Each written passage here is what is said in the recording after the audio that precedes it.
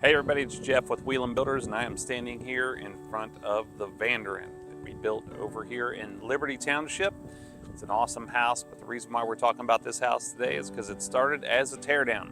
There was a house and there was a barn here. There was a number of different structures that we had to clear, woods that had to be cleared. This lot was not something that you could really get a vision of just by looking at it. So we tore a lot of stuff down to be able to begin here. This is where we start talking about how can we help you in the beginning stages of your new home building process. Number one is, let's look at teardowns. People are always looking for lots, looking for land, but don't overlook the houses that we could purchase or you could purchase, and we could tear it down to build your new dream home there.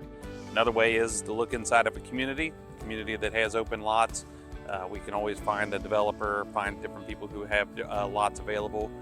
But the most efficient way for us, the best way for us, is for you to have your own land already, and we build on your lot. And that is a tear down.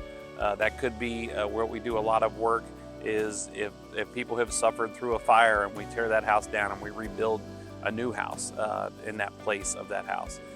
But if you just have land, that also works out really well for us.